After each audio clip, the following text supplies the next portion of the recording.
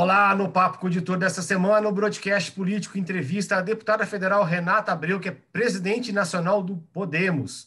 Comigo, Camila Turtelli. Camila, muito bem-vinda e muito obrigado. Deputada, muito obrigada pela gentileza e muito obrigado por abrir esse espaço na agenda. A senhora está falando de dentro de um carro, aí está viajando. Muito obrigado por abrir esse espaço na agenda para nos atender. Eu que agradeço, Gustavo, Camila. É uma alegria estar aqui com vocês na TV Estadão. Parabéns. Deputada, a gente não poderia começar sem pedir um comentário da senhora sobre a matéria de hoje do Estadão, sobre o ministro, né, o Braga Neto, as falas dele de que não haverá eleição em 2022 sem voto impresso. Queria saber como é que o Podemos e a Câmara receberam essa informação, que, aliás, já tinha sido propagandeada pelo presidente Bolsonaro. É triste, né? Às vezes eu acho que tira-se o foco das coisas que são realmente importantes para o país, um momento de pandemia, de crise econômica, tantos debates importantes para o país, a gente está aqui debatendo o voto impresso. Não que isso não seja um tema relevante, que exija, inclusive, a participação da população, na minha leitura, para decidir se quer ou não, porque o preço do fortalecimento da democracia é triste de ver, né? Parece que o Brasil não tem mais problemas a enfrentar e se tumultua ainda mais o processo. Deputada, qual é a opinião da senhora? Acredito que a senhora já deva ter dado uma olhada sobre o relatório apresentado pelo deputado Felipe Barros, do PSL do Paraná, lá na Comissão do Voto Impresso, que determina que não só tem a impressão do voto eletrônico, mas que toda a apuração, 100% da apuração, seja feita pela contagem dessas cédulas de papéis. Qual que é a opinião da senhora sobre essa proposta? Olha, como eu disse, a questão do voto impresso, eu pessoalmente vou votar favorável ao voto impresso, mas eu entendo que, tendo em vista o custo elevado e tendo em vista também que o voto hoje já é auditável com o boletim de urna, na minha leitura, a população deveria ser chamada a decidir sobre isso, né? É um custo muito alto. Agora, se a população não confia nas urnas eletrônicas, então vale o preço. Agora, é importante saber o impacto disso. Esperar se apurar o papelzinho, nós estamos regredindo ao que era antes. Não faz sentido. Tendo em vista as novas tecnologias, nós temos que avançar. Se fosse uma contagem, por exemplo, com um código de barra ou com QR Code, é mais ágil. No entanto, eu entendo que a simples apuração eletrônica garantiria o resultado e o voto impresso seria uma dupla averiguação, que se tivesse discrepância ou divergência, mas não alterasse nada do resultado, que se mantivesse o resultado. Não dá para nós ficarmos aguardando aí 2, 3 semanas para ter o resultado da eleição. Na minha leitura, então, isso não é positivo. Para a senhora, podia até ser aquela história de amostragem, de só ter essa impressão em algumas urnas? Com certeza. As pesquisas já são feitas nesse formato. Qual que é a lógica de se fazer diferente? Olha a população do Brasil, o tempo que o brasileiro iria esperar para ter um resultado da eleição não me parece conveniente. Deputada, o relatório apresentado pela senhora na comissão que discute a reforma eleitoral propõe a adoção do voto distrital puro em 2022 e o distrital misto, né, em diante nas eleições seguintes. Eu queria saber se a senhora acredita que essa proposta vai ser aprovada no Congresso, tendo em vista que já algumas propostas semelhantes já foram rejeitadas em 2015 e 2017 no plenário. Olha, Gustavo, eu acho que o momento é outro, né? Por que está se discutindo de uma forma, acho que a mais forte que eu vi hoje é a questão da mudança do sistema eleitoral, porque aprovamos o fim de coligação e isso teve um impacto muito grande, triplicou o número de candidatos, verificou-se que, de fato, é inviável um sistema proporcional sem coligação com financiamento público, então reacende o debate de uma forma muito intensa. Existe um sentimento muito forte da casa no Distritão e o que eu pessoalmente estou propondo é legislar para frente. Então, seria inviável propor o distrital misto para as próximas eleições, não dá tempo de dividir os distritos, então o distritão poderia ser a transição para um sistema mais aprimorado como o distrital misto. Presidente, o sistema, o distritão, ele recebe muitas críticas, ele é considerado aí por muitos especialistas que estudam as eleições no país como o pior sistema eleitoral do mundo. Como que a senhora responde a isso? Bom, as críticas que eu ouvi com relação ao Distritão são as mesmas que se aplicam ao sistema atual. Favorece personalidades, favorece youtubers, favorece os mais conhecidos. Desculpa, o sistema atual já é assim, as pessoas já votam em pessoas.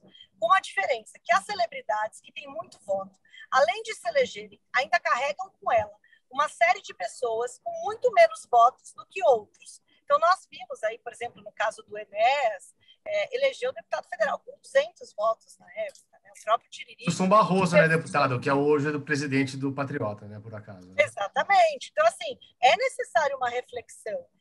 Como que é a cultura do brasileiro? A cultura do brasileiro é votar em pessoas. Se nós queremos favorecer os partidos, nós deveríamos adotar um sistema de lista fechada. E a população aceitaria isso? Uma outra crítica que eu ouço do Distritão é que ele desperdiça os votos. Mas vamos recorrer à prática. Hoje, o eleitor, quando ele vota no candidato A, ele quer eleger o candidato A. Ele não aceita eleger o B, nem que seja do mesmo partido, porque muitas vezes ele nem sabe que aquele candidato B fazia parte do grupo. E vou dar um exemplo. Existe um vereador hoje em São Paulo, de um partido, que defende a causa LGBT. E a primeira suplente dele é uma cantora gospel evangélica. Será que quem votou na cantora gospel queria eleger o menino da causa LGBT? Né? Será que o voto daquela pessoa ela não sentiu que pior ainda do que desperdiçado, mas traído? Então, o sistema atual ele é confuso para o eleitor. Deputada, a senhora falou da questão de gastos eleitorais. E aí, muitas vezes geram essas de alguns pequenos partidos, mas a prática é essa. Então, o Distritão corrige isso, mas o que nós estamos propondo é como um modelo de transição. Isso é importante ficar claro. Deputada, a senhora falou sobre a questão do voto impresso, dos gastos que serão necessários para ter o voto impresso. Uma das questões também que foi muito criticada e turbinada, que a gente cobriu muito bem, foi o fundo eleitoral, né, de 5,7 bilhões de reais. Aliás, o Podemos foi um dos únicos partidos que apoiou o destaque para derrubar esse veto, né, essa questão da LDO. Eu queria saber como é que o partido avalia essa questão, né, se isso pode voltar na LOA, caso o presidente Bolsonaro vete mesmo, como ele promete isso na LDO. Bom, de fato, o Podemos esteve à frente desse processo, fizemos o destaque do fundão, foi uma luta, eu pessoalmente, enquanto partido, defendemos o fim do financiamento privado, entendemos que tem que ter um financiamento, mas não é o momento de haver um aumento como esse. É o momento justamente de se repensar o sistema, ou diminuir o número de candidatos, se manter o sistema proporcional, ou se colocar um sistema que tenha uma diminuição no número de candidatos. Agora, aumentar os recursos em época de pandemia e crise econômica é inaceitável. Então, nós estamos contando com o veto do presidente da República e algumas medidas judiciais, inclusive, foram feitas pelo partido e por alguns parlamentares. Estamos torcendo para que isso se concretize. Deputada, eu queria saber como que a senhora enxerga ou prevê aí como deve ficar a governabilidade do presidente Jair Bolsonaro no Congresso no segundo semestre, enquanto a gente tem a queda da popularidade dele a cada nova pesquisa e o avanço das investigações na CPI da Covid, principalmente aí em questões sobre supostas irregularidades na compra de vacina. É natural que nós estamos vendo o que estamos vendo, né? A entrega do governo para o Centrão. Eu acredito que não mais o presidente governa o país. Quando você cria uma governabilidade sem diálogo, sem políticas públicas alinhadas com os parlamentares, quando você propõe um negócio durante a campanha e depois age de uma forma diferente, com a proteção, com a própria saída do ministro Sérgio Moro, no Ministério da Justiça, que estava buscando, de fato, o combate à corrupção, vai acontecer o que nós estamos vendo hoje. Então, infelizmente, a política do toma lá da cá, que nós tanto condenamos, será a política adotada para garantir a governabilidade do presidente. Infelizmente. Deputada, a senhora citou... Mas está sendo feito? Como? Mais do que já está sendo feito? Ainda mais intenso, infelizmente. Deputada, a senhora citou aí o ex-ministro Sérgio Moro, né?